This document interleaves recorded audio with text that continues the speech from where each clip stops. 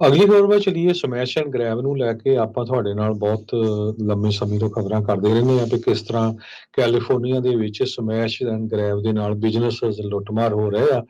ਅੱਜ ਡੇਲੀ ਮੇਲ ਨੇ ਇੱਕ ਖਬਰ ਸਾਂਝੀ ਕੀਤੀ ਹੈ ਜਿਹਦੇ 'ਚ ਉਹਨਾਂ ਨੇ ਕਿਹਾ ਵੀ ਵੈਂਚਰਾ ਕਾਉਂਟੀ ਦੇ ਵਿੱਚ $1 ਮਿਲੀਅਨ ਪਲੱਸ ਘਰ ਦੇ ਵਿੱਚ 5 ਇੰਟਰੂਡਰਸ ਜਿਹੜੇ ਆ ਉਹ ਵੜ ਗਏ ਤੇ ਉਹਨਾਂ ਨੇ ਸਾਰਾ ਘਰ ਦਾ ਸਮਾਨ ਜਿਹੜਾ ਐਕਸਪੈਂਸਿਵ ਸੀ ਲੁੱਟਿਆ ਤੇ ਬਾਕੀ ਪੂਰੀ ਤਰ੍ਹਾਂ ਉਹਨੂੰ ਜਿਹੜਾ ਟਰੈਸ਼ ਕਰ ਦਿੱਤਾ।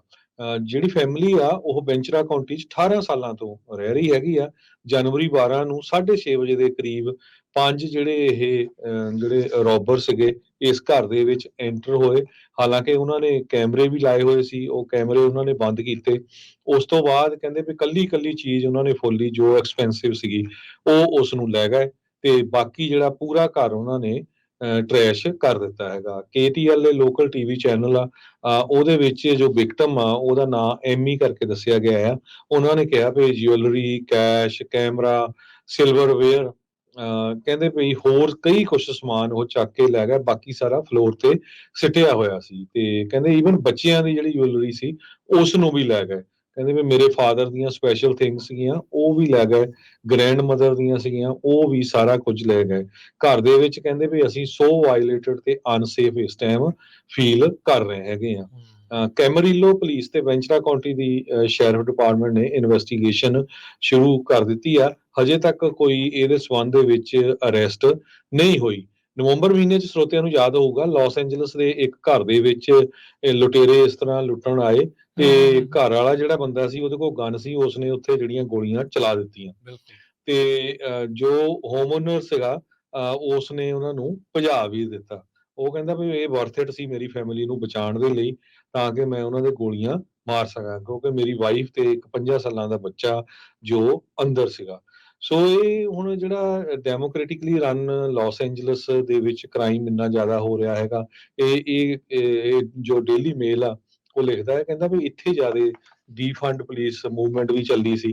ਹੁਣ ਇਹ ਲਾ ਇਨਫੋਰਸਮੈਂਟ ਵਾਲੇ ਕਹਿ ਰਹੇ ਆ ਵੀ ਜਿਹੜੇ ਲਾਜ਼ ਆ ਇਹ ਬੜੇ ਜਿਹੜੇ ਨਰਮ ਹੈਗੇ ਆ ਇਹਦੇ ਕਰਕੇ ਸਾਰਾ ਕੁਝ ਹੋ ਰਿਹਾ ਆ। ਤਾਂ ਇਹੀ ਕਾਰਨ ਆ ਵੀ ਬਹੁਤ ਸਾਰੇ ਲੋਕ ਕੈਲੀਫੋਰਨੀਆ ਤੋਂ ਟੈਕਸਸ ਤੇ ਫਲੋਰੀਡਾ ਨੂੰ ਭੱਜ ਰਹੇ ਆ। ਜੀ। ਅਗਲੀ ਹਰਜੋਤ ਸਿੰਘ ਜੀ ਗੱਲ ਕਰਦੇ ਜਾਈਏ। ਸਿਲੀਕਨ ਵੈਲੀ ਦਾ ਇੱਕ ਇੰਜੀਨੀਅਰਿੰਗ ਦਾ ਮੈਨੇਜਰ ਉਹ ਇਹ ਦਾਅਵਾ ਕਰ ਰਿਹਾ ਹੈ ਵੀ ਉਸਦੀ ਕੰਪਨੀ ਨੇ ਉਸ ਨੂੰ ਇਸ ਲਈ ਫਾਇਰ ਕਰ ਦਿੱਤਾ ਕਿਉਂਕਿ ਉਸਨੇ ਇਜ਼ਰਾਈਲ ਪੈਲਸਤੀਨ ਦੇ ਕੌਨਫਲਿਕਟ ਦੇ ਉੱਤੇ ਜਿਹੜੀਆਂ ਫੇਸਬੁੱਕ ਦੇ ਉੱਤੇ ਪੋਸਟ ਪਾਈਆਂ ਸੀਗੀਆਂ। ਹਮਾਸ ਅਟੈਕ ਵਾਲੇ ਦਿਨ ਕਹਿੰਦੇ ਆ ਵੀ ਦੱਸਿਆ ਜਾ ਰਿਹਾ ਵੀ ਇਹ ਸਿਲੀਕਨ ਵੈਲੀ ਦੇ ਇੰਜੀਨੀਅਰਿੰਗ ਮੈਨੇਜਰ ਨੇ ਇਹ ਕੀਤਾ ਆ। ਇਹਨੇ ਨਵਾਂ ਲਾਸੂਟ ਫਾਈਲ ਕੀਤਾ ਹੈ ਆਪਣੇ ਇੰਪਲੋਇਰ ਦੇ ਉਲਟ ਤੇ ਕਹਿੰਦੇ ਵੀ 10 ਸਾਲ ਜਿਹੜੇ ਆ ਉਹ ਹੋ ਗਏ ਸੀਗੇ ਉੱਥੇ ਕੰਮ ਕਰਦੇ ਨੂੰ ਤੇ ਉਸਨੂੰ ਫਾਇਰ ਕਰ ਦਿੱਤਾ ਕਿਉਂਕਿ ਉਸਨੇ ਆਪਣੇ 2 ਕੋ-ਵਰਕਰਸ ਨੂੰ ਆਪਣੀ ਫੇਸਬੁੱਕ ਪੋਸਟ ਦੇ ਨਾਲ ਇੱਕ ਕਹਿ ਸਕਦੇ ਹਾਂ ਵੀ ਅਫੈਂਡ ਕੀਤਾ ਸੀ। ਕਮਲ ਨਾਂ ਦਾ ਇਹ ਜਿਹੜਾ ਬੰਦਾ ਆ ਉਹ ਕਥਿਤ ਤੌਰ ਤੇ ਇਹ ਕਹਿ ਰਿਹਾ ਆ ਵੀ 7 ਅਕਤੂਬਰ ਨੂੰ ਜਦ ਉਸਨੇ ਪੋਸਟ ਪਾਈਆਂ ਸੀ ਆਪਣੇ ਫੇਸਬੁੱਕ ਅਕਾਊਂਟ ਦੇ ਉੱਤੇ ਹਮਾਸ ਦੇ ਹਮਲੇ ਵਾਲੇ ਦਿਨ, ਉਸ ਦੇ ਵਿੱਚ ਇਸ ਲਾਸੂਟ ਦੇ ਤਹਿਤ ਪੋਲੀਟੀਕਲ ਕਮੈਂਟਰੀ ਔਨ ਇਜ਼ਰਾਈਲ ਪੈਲਸਟੀਨ ਕੌਨਫਲਿਕਟ ਦੇ ਤੌਰ ਦੇ ਉੱਤੇ ਉਸ ਨੂੰ ਦੇਖਿਆ ਗਿਆ। ਸੁਪਰਵਾਈਜ਼ਰ ਜਿਹੜਾ ਉਸਦਾ ਮਾਈਕਰੋਚਿਪ ਟੈਕਨੋਲੋਜੀ ਕੰਪਨੀ ਆ ਸੈਂਟਾ ਕਲਾਰਾ ਦੇ ਵਿੱਚ ਉਸਨੇ ਇਸ ਨੂੰ ਕਨਫਰੰਟ ਕੀਤਾ ਕਿਉਂਕਿ ਉਸਦੇ 2 ਕਲੀਗਸ ਨੇ ਇਸ ਦੀਆਂ ਪੋਸਟ ਦੇਖੀਆਂ ਤੇ ਕੰਪਨੀ ਨੂੰ ਰਿਪੋਰਟ ਕਰ ਦਿੱਤੀਆਂ ਸੀ। ਸੁਪਰਵਾਈਜ਼ਰ ਨੇ ਕਿਹਾ ਇਸ ਨੂੰ ਡਿਮਾਂਡ ਕੀਤੀ ਵੀ ਤੂੰ ਆਪਣੀਆਂ ਭਾਈ ਪੋਸਟ ਡਿਲੀਟ ਕਰ, ਜਿਸ ਨੂੰ ਬਾਅਦ ਦੇ ਵਿੱਚ ਇਵੈਂਚੁਅਲੀ ਕਮਲ ਕੋਰੀਟਮ ਨੇ ਡਿਲੀਟ ਕਰ ਦਿੱਤੀਆਂ ਸੀਗੀਆਂ।